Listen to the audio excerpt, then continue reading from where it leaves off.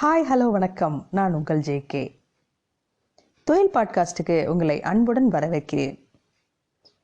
ஆயிஷா ரா நடராஜன் அவர்கள் எழுதிய என்னை செதுக்கிய மாணவர்களில் இன்று தேடி கற்பதை போதித்த தேவா.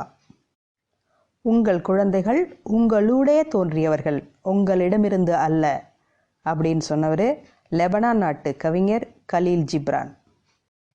ஒவ்வொரு குழந்தைகிட்டையும் இயல்பாக ஒட்டிக்கிட்ட ஒரு சிறப்பு தேடல் இருக்கும். தேடி தேடி தன்னோட சின்ன உலகத்தில் கொஞ்சமாக கிடைக்கும் அந்த கால வெளியில் தன் அடையாளமாக எதையாச்சும் சேர்த்து வைக்கிறது தான் அவங்களோட இயல்பு. பாடப்புத்தகத்துக்குள்ளே ஒரு குட்டி மயிலிறகையோ தன்னோட பென்சில் பாக்ஸில் ஒரு புளியங்கொட்டையோ பதுக்காத குழந்தை பருவம் எவ்வளவு பரிதாபகரமானது. நம்மளோட கல்வியில் குழந்தையோட முதல் தேடலுக்கான இந்த விஷயத்துக்கு இடம் இருக்கா? குழந்தையோட முதல் தேடலை பகிஷ்கரித்து தன்னுடைய முரட்டு சிலபஸையே திணிக்கிறதே குறியாக வச்சிருக்கிற ஒரு கல்வி முறை குழந்தைக்கு வேண்டா விருப்பம் மாறி போகிறது இயல்பு தானே. குழந்தை மைய கல்வின்னு இதை சொல்கிறாங்க. ஆனால் எந்த தனி குழந்தையும் இதற்கு முக்கியம் இல்லைங்க. எல்லா குழந்தைகளையும் ஒன்று போலவே வரிசையாக அச்சேற்றி வச்ச பாபி பொம்மை மாதிரி கடை விரிக்கப்படும் இந்த கல்வி முறையின் கூட்டமான சேர்ந்திசைக்குள்ள ஒரு குழந்தையோட தனிப்பட்ட தேடல்கள் இரக்கமின்றி ஆழமாக புதைக்கப்படுது. குழந்தைகளே தேடலில் சுயமாக ஈடுபட்டு ஒரு விஷயத்தை தன்னோட வழியில் செய்யணும்னு மாற்று செயல் திட்டம் அப்படிங்கிற ஒன்றை அறிமுகம் செஞ்சு வருது நம்மளோட கல்வித்துறை. ஒரு குழந்தையோட சுதந்திரமான சுய தேடல் வழி கற்றல் மட்டும்தான் எந்த கட்டாயமும் இல்லாமல் ஆர்வத்தோடு நடக்கும் இயல்பான கற்றலை சாத்தியமாக்குது. அந்த வழியில் தானாக அடைந்த புரிதலை நிரந்தர அறிவாக குழந்தைகள் பேணுகின்றன. இந்த உண்மையை எனக்கு உணர வைத்தவர் தான் தேவா. கல்வியில் செயல்திட்ட சுயல் கற்றல்ங்கிறத அறிமுகம் செஞ்சவர் சோவியத் ரஷ்யாவை சேர்ந்த இகோர் இவனாவ். இவர் ஆசிரியர் மாணவராக இருந்த 1956-58களில் உயர்நிலைப்பள்ளி மாணவர்களுக்கு ஃப்ரென்சி கேம்புங்கிற சுய கற்றல் முகாம்களை அறிமுகம் செஞ்சார். அது சரி, செயல் திட்டம்னா என்ன? மாணவர்கள் தாமாக தேர்வு செஞ்ச ஒரு புதிய முன்பின் அறியாத துறை அல்லது தலைப்புகளில் நேரடி தேடல் நடத்தி விவரங்களை திரட்டி தான் சொந்தமாக கண்டுபிடிச்ச முடிவுகளை பட்டியலிடுறது.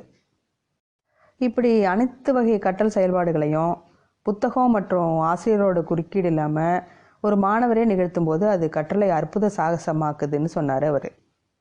உலகம் முழுசும் இருக்கிற கல்வியாளர்கள் 1970களில் செயல்திட்ட கற்றல் முறையை ஏற்றுக்கிட்டாங்க. இவனாவோட சிறப்பு வகுப்பு அமைப்புகளுக்கு ஆர்லியோனக்குன்னு பேர்.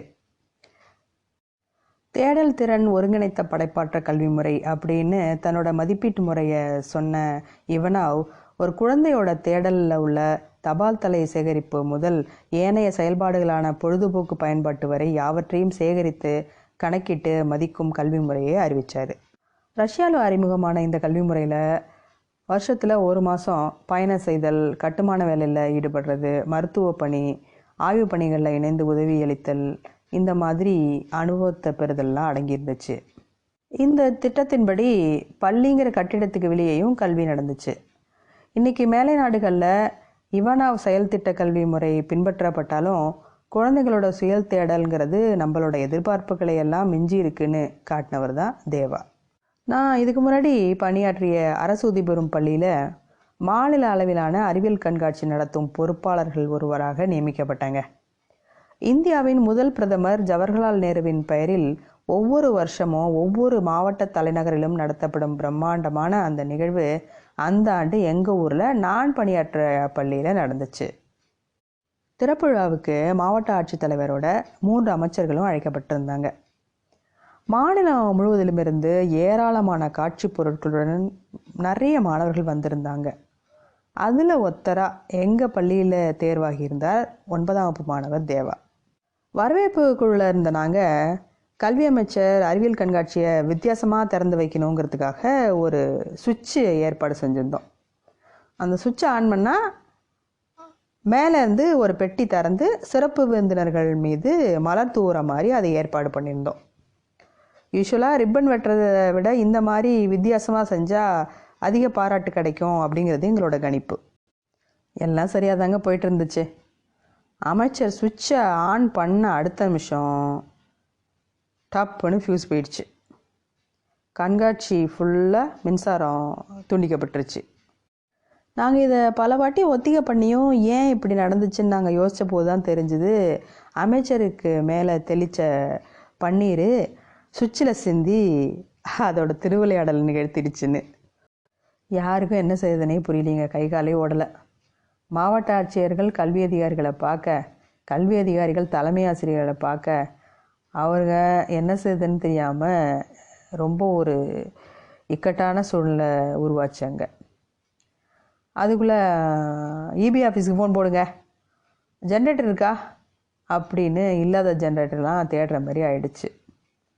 அப்போ தான் திடீர்னு கண்காட்சிக்குள்ளே தேவா நுழையிறார். சார் சார் இங்கே வாங்க சார், அந்த மெயின் பாக்ஸ்கிட்ட போகணும் வாங்க அப்படின்னு என்னை தேவா கூப்பிட்டாரு. மடமடன்னு எங்கேருந்தோ ஒரு ஏணி எடுத்துகிட்டு வந்து மெயின் பாக்ஸ் பக்கத்தில் லாவகமாக வச்சு அது மேலே ஏறி ஃப்யூஸ் கேரியரை பிடுங்கி எடுத்தார். அவரோட அறிவியல் ஆசிரியரானனா அவரோட ஏணியை பிடிச்சிக்கிட்டு நின்னாங்க. ஒரு நிமிஷம்தான் தாமதம். பளிச்சுன்னு எங்கே பார்த்தாலும் லைட் எரிஞ்சுது. ஒன்றுமில்லை சார், ஃப்யூஸ் போயிடுச்சு, இப்போ ஓகே அப்படின்னு சொன்னவரை நம்புறதா வேணாமா அப்படின்னு நான் ரொம்ப வியந்து தான் பார்த்தேன்.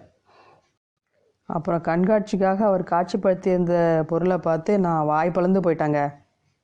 தேவாவோட சுய தேடல் மின்கருவி அமைப்பாக்கம் தனது மின் சாதன சேகரிப்பை வச்சு அந்த அறையில் மினி வானொலி நிலையத்தோட செயல்பாட்டையே செயல் திட்டமாக, அதாவது ஒர்க்கிங் மாடல் ப்ராஜெக்டாக காட்சிப்படுத்தி இருந்தார். குழந்தைகளோட தேடல் வழி கற்றல் எல்லைகள் அற்றதுன்னு எனக்கு புரிய வச்சவர் தேவா. இப்போது தேவா இந்திய தொலைத்தொடர்பு துறையில், அதாவது பிஎஸ்என்எல்ல ஆயத்த பொறியாளராகி ஆந்திராவில் வேலை செய்கிறாரு. மீண்டும் சந்திப்போம். நன்றி.